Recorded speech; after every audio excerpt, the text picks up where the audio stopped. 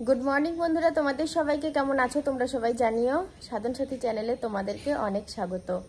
আজকে হলো বৃহস্পতিবার, বৃহস্পতিবারের সকাল কটা বাজে? আজকে হলো বৃহস্পতিবারের সকাল 7:15। তো এখন থেকেই ব্লগটা স্টার্ট করলাম। উঠেছি বেশ কিছুক্ষণ, উঠে বাইরের কাজ সেরেছি। বৃষ্টি হচ্ছে তো বাইরের কাজ বলতে ওই সেই নেতাটা এনে জলের বালতি আর গোবর কোনোটাই আনতে হয়নি। ওই নেতাটা এনে উঠোনের জল নিয়ে একটু বুলিয়ে দিয়েছি, আর ঝাঁটাটা কোনো রকম বুলানো আছে, আর উঠোনটা পরিষ্কার আছে। তাছাড়া দেখো তেমন একটা ময়লা আবর্জনা কিছু নেই, আর থাকলে না কাদার মধ্যে ডেবে বসে যায়, খুব অসুবিধা হয়।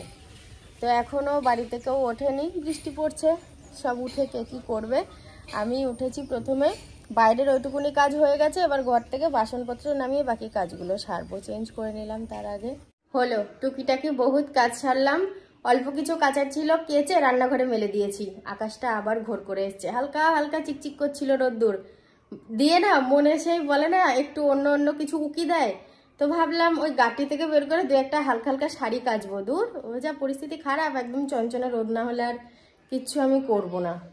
আমার না খুব চিন্তা হচ্ছে জানো।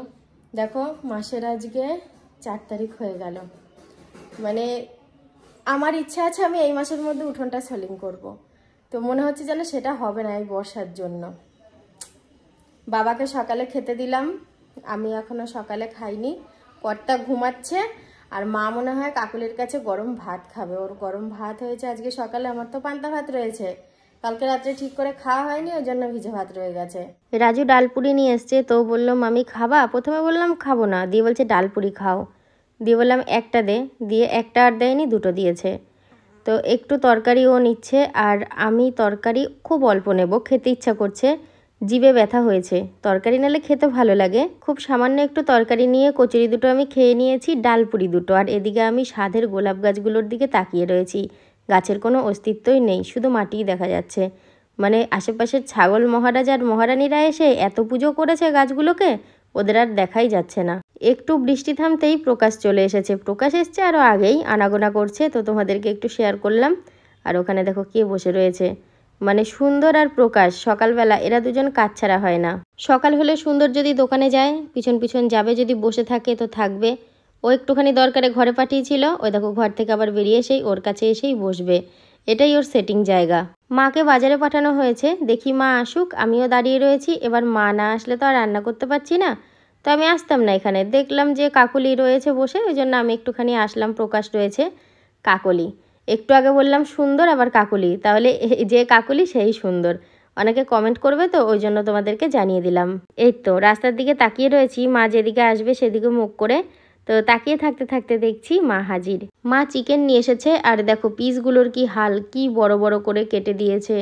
এত বড় বড় করে কি আর মানে দুপুরবেলায় খাওয়া হয়? কোনো বিশেষ কিছু রান্না হলো, লেগ পিস লাগলো, তখন ঠিক আছে, একটা পিস ছোট একটা পিস বড়, এগুলোকে আমাকে কাটতে হবে। আর এগুলো কাটলেই না বটির ধার চলে যায় একদম। মাংস কেটে ধুয়ে রেখে এসেছি, আর এইদিকে ভাবলাম কটা ভেন্ডি তুলে নিয়ে যাই। তো জানলা দিয়ে দেখলাম যে গাছগুলো বড় বড় হয়েছে, এই ভেতর দিয়ে তো আর ঢোকা যাবে না, ওই জন্য ওই পাশের বাড়ির রাস্তা দিয়ে যাচ্ছি, যাতে করে আমার তুলতে সুবিধা হয়। কিন্তু একটা ভেন্ডিও আমি খুঁজে পাচ্ছি না। আসলে মা গতকালকে তুলেছিল, তো সেই কারণে। কিন্তু মা তুললেও ভেন্ডি তো বড় হয়ে যায় গো খুব তাড়াতাড়ি। গতকালকে যেগুলো একদম ছোট ছিল সেগুলোও তো বড় হওয়ার কথা, নাকি মা একদম ছোটগুলোও মনে হয় কুড়িয়ে গুছিয়ে তুলে নিয়ে গেছে। উচ্ছে নিলাম আর নোটের শাক। নোটের শাকগুলো দেখো একদম মনে হচ্ছে বৃষ্টির জলে আরও বেশি তাজা হয়ে গেছে। নোটের শাক ভাজা করব, আর না শাক করলে আর উচ্ছে করবো না, উচ্ছেটা রেখে দেবো, কালকে হবে। শাক আর মাংসের তরকারি করবো। কড়াইয়ের জলের ওপর কী শাকের ছায়া পড়েছে কমেন্টে জানাবা, কিন্তু আমি কালকে জানাবো এটা। এই গাছটার শাক খাওয়া যায়, এত সহজ করে বলে দিলাম, তোমরা তো যে কেউ বলে দিবা।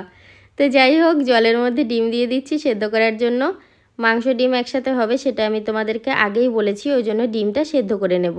ডিমগুলো সাইজে বেশ বড় আছে, গত কয়েকদিন ধরে ডিম আনছিল দেখলাম একদম ছোট ছোট। ঢাকা দিয়ে দিলাম, এবার এর নিজের মতো সেদ্ধ হয়ে যাবে। ডিম সিদ্ধ হয়ে গেছে, তো আমি আলু ভেজে নিচ্ছি মাংসর জন্য। আলুটা বেশ ভালো করেই ভাজলাম, আর ভাজাটা মনে হচ্ছে একটু বেশি হয়ে গেছে, যাকগে আর কি করা যাবে, খাবো তো সেই আমরাই। আর আলু ভাজা হয়ে গেছে। এবার ওই যে মা, এই তো আমি ডিম ভাজতে গিয়ে ডিম মাটিতে ফেলে দিলাম। কি সাংঘাতিক কাণ্ড, এক হাতে ফোন, এদিকে ভিডিও করা মানে কিছু বলার নেই। আমার হাতে পায়ে লক্ষ্মী একবারে বিরাজমান। ডিমে যতক্ষণ হলুদ না পড়ে ভাজা বলে মনে হয় না। ডিম সাদা হয়ে থাকে তো এমনি সাদা, আর ভাজলেও মনে হয় না যে ভাজা হয়েছে। একটু হলুদ দিয়ে উল্টোপাল্টা করে ভাজলেই ব্যাস মনে হয় যেন ডিম ভাজা হয়ে গেছে। চিকেন ডিম কোনোটাই বাদ পড়েনি। চিকেন ডিম আলু দিয়ে একদম পাতলা টেলটেলে ঝোল, একবারে লাল লাল ঝোল। দেখেই কিন্তু হেভি লাগছে। কার কার ভাল লাগছে অবশ্যই কমেন্টে জানাবে। আর এখনও রান্নাটা হয়নি, আরেকটু হবে। আলুগুলো আরেকটু সিদ্ধ হবে, মাংসও সিদ্ধ হবে। তোমাদের সাথে একটু কথা বলতে বলতে গল্প করতে করতে আমি কিন্তু রান্নাটা পুরো কমপ্লিট করে ফেলেছি। রান্নাটা আমি গামলায় ঢেলেও নিয়েছি, তবে এখনও রান্না কমপ্লিট হয়নি। আমার বাবার আজকে তাড়াতাড়ি খিদে পেয়ে গেছে, বলছে মনে আমি শাক খাবো না, আমাকে এই দিয়ে দে। বাবাকে এই দিয়েই ভাত দিয়ে দিয়েছিলাম আজকে। আজকে বেলা 2টো পার হয়ে গেছে, মানে নিজের ব্লগ দেখতে দেখতে রান্না করছি, মানে 2টো পার। 1:59 ভিডিও গেছে, এখনও শাকটা রান্না হয়নি। শাকটা সবে একটু ভাপ দিয়ে নিলাম, দেখো থালার মধ্যে রয়েছে। ফোড়ন দেবো, তাইলেই হয়ে যাবে। তারপর সব গুটি সাটিয়ে নিয়ে মানে ওই ঘরে যাব, তারপরে বাকি কাজ চান করব। টুকটাক কাজ আছে সেগুলো সারবো। আর ওকে ব্যাংকে পাঠিয়েছিলাম, এসছে এখন 12:30 মানে প্রয়োজনের থেকে বেশি দেরি করে আসে তো বললাম। যে কাজে পাঠিয়েছি লাইনের কোনো দরকার নেই ওখানে। স্নান কমপ্লিট করলাম, সমস্ত কাজ সেরে। রান্নার পর অনেক কাজ ছিল। বাবা মায়ের খাওয়া হয়ে গেছে, আমাদের আজকে খেতে বেশ লেট হবে। এখনও খাওয়া হয়নি, তবে ও ঘরে আছে, চেঞ্জ করছে। তো ভাবছি এবার আমি খাবার বেড়ে নিয়ে ঘরে গিয়ে দুজনা খেয়ে নিই। খাওয়া দাওয়া করে 1 সেকেন্ডও লেট করিনি, কারণ হচ্ছে খেতে খেতেই ভাবছিলাম যে ট্যাঙ্কিটা আজকে খুলে দেখবো। তা খাচ্ছি আর ভাবছিলাম, তা চলেও আসলাম। যে ট্যাঙ্কিটা খুললাম, এই যে ট্যাঙ্কিটা খুলে নিচেটা দেখলাম যে শ্যাওলায় ভর্তি হয়ে গেছে। তার কারণেই হয়তো ছাগল ভাবাচ্ছে, তার কারণেই হয়তো ওই টাইম কল দিয়ে জলটা যখন বেরোচ্ছে তখন শ্যাওলা বেরোচ্ছে। ওটা কালকে আগে পরিষ্কার করবো, পরিষ্কার করার পরে অন্য কাজ আমি করব। আর হ্যাঁ, আজকে কিন্তু সাথী রান্না কিন্তু দারুণ রান্না করেছে। রান্না করাতে এমনিও রান্না খুব ভালোই করে। আর আজকে রান্নার ভালোটা হওয়ার কারণ হচ্ছে ডিম দিয়ে মাংস ঝোল করেছে। ভাত দুটো বেশিই খেলাম আমি, মানে মুরগির মাংস খুব কমই খাই, কিন্তু আজকে তাও 2 পিস মাংস খেলাম, একটা ডিম খেলাম। খাওয়ার পরেই ছাদে এসে তোমার সাথে শেয়ার করছি। এখন নিচেই যাব, নিচে গিয়ে দেখি ও কি করছে। দিয়ে দুজনা বসে বসে একটু টিভি দেখবো। টিভি দেখে তারপরে যদি ঘুম পায় ঘুমিয়ে যাবো, আর নয়তো টিভি দেখবো। সারাক্ষণ গান আর গান। কি গান গাইছো একটু খোলসা করে একটু ঠাকুরের গান করলাম বিকালবেলা, এখন সন্ধ্যে হয়ে যাবে। হ্যাঁ, কি গান গাইছিলে একটু শুনি। ওটা ঠাকুরের, যাই হোক গানটা আমি করছিলাম, আমি শুনি, আমি বুঝি।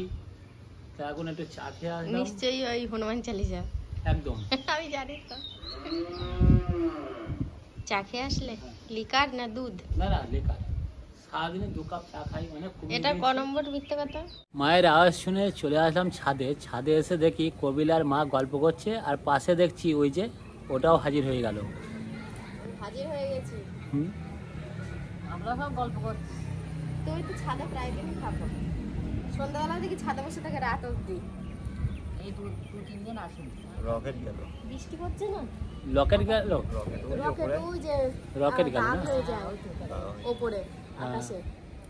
ওটা দাগ হয়ে যায়। হ্যাঁ। আচ্ছা, এখন যদি রকেটটা নেমে আসে, দিয়ে বলে চলো তোমাদের 4 জনকে একটু ঘুরিয়ে নিয়ে আসি, তোমরা কি? এটা ভেবে লাভ নেই, তাই না কবিল বল? হলুদ তো আমি নেই আগে। হ্যাঁ, আমি নেই, ও তো মিলিয়ে গেল। যাবো চাপবো, কিন্তু আর ফিরবো না মনে হয়। বলছি ফিরবো না মনে হয়। গরমের দিনে মানুষের গরম লাগে স্বাভাবিক কথা, কিন্তু ও আবার বালিশটা নিয়েছে যাতে গরম লাগে, ঠিক আছে? আর সারাটা দিনের মধ্যে কতবার এই যে গায়ে যে কালো রঙের এটা আছে, এটা নামটা আমি সঠিক হয়তো বলতে পারবো না, বলবে রুন্না। ঠিক আছে? রুন্না রুন্না। এটা যে আমি কতবার খুঁজে দিই সেটা আমিই জানি শুধু। ওড়না ওড়না। ওই হলো উড়ে উড়ে চলে যাব, ব্যাস হয়ে যাবে। তো আমার ওড়না খোঁজাই তো তোমার কাজ। এতক্ষণ গল্প করছিল ফোনে, উল্টো পাল্টা শুধু, মানে কি বলবো, গান গায়। সারাদিনে যদি 10টা গান গায় তার মধ্যে 7টা গান ভুল থাকে। কিন্তু ওটা আমি ওকে হাসানোর জন্য করি। 3টে গানেরও ভুল ধরলে ধরা যায়, 10টার মধ্যে 10টাই ভুল করে। আমি গান জানি না, আমি গান করি না, আমি করব না, ঠিক আছে? উল্টো পাল্টা, মানে কোনো আগা মাথা ছোঁয়াই থাকে না, সুরটা থাকে, কলিগুলো ছোঁয়াই থাকে না। তোমরা কি জানো আমি সন্ধ্যেবেলা থেকে এতক্ষণ পর্যন্ত বাড়িতে কি জন্য আছি? কি জন্য আছো? মানে হালকা করে কিছু খাবো বলে, কিন্তু একবার মুখ দিয়ে বলছে না যে ঘরে 2টো মুড়ি আছে, কি 2টো চপ নিয়ে আসো। আমার পেটে আজকে খিদে নেই, ওই জন্য আমি বলতে পারছি না। যদি আমার পেটে খিদে থাকতো তাহলে আমি বলতাম কেউ কিছু খাবার নিয়ে আসো। নিয়ে আসবো? আমি ওটা তোমাকে আনতে বলিনি, আমি বন্ধুদেরকে বলছি। তুমি কি ভাতের চাল বেশি নিয়েছিলে? আমি তো ভাবছিলাম ভাতের চাল হয়তো কম নিয়েছি, আর তুমি যখন বললে খাবো না, আমি আবার হাঁড়িটা নিয়ে আসলাম। আবার হাঁড়ি খুলে দেখলো, ভেবেছে ভাত কম আছে। দুপুরে ভাত আছে, সকালে ভাতটাও আছে, কিন্তু আমি দুপুরে ভাতটা খাবো না। ওটা সকালের নয়, ওটা কালকের ভাত। কোনটা? যেটা ওই গামলায়। এটা যখনকারই ভাত হোক এটাই খাবো আমি। ভালো সেন্ট বেরোছে। শরীর খারাপ করবে রাত দুপুরে? কিছুই হবে না। তো আমার খিদে নেই, ওই জন্য ওকে বলেছিলাম যে খাবো না। ও ভেবেছে ভাত কম আছে, হাঁড়িটা আবার এখানে নিয়ে আসলো। তরকারিটাও নিয়ে আসো। তরকারিটা নিয়ে আসে? হ্যাঁ, তরকারিটা অল্প আছে, তোমার মতোই হবে। চিকেনটা তুমি খেয়ে নাও। আরে না, পাগল নাকি? আমি ভাত খাবো না, আমি চিকেন খাবো। খেয়ে দিয়ে কাজ নেই, আমার কিচ্ছু লাগবে না। তাহলে চাপা দেওয়া থাক। হ্যাঁ, আর আমারও এদিকে বিছানা ঝাড়া কমপ্লিট হয়ে গেছে, তো আমি শুয়ে পড়বো। আরও এখন টিভি দেখবে। তো বন্ধুরা চলো আজকের মতো এখানেই গুড নাইট বলছি, দেখা হচ্ছে আবার কালকে থেকে।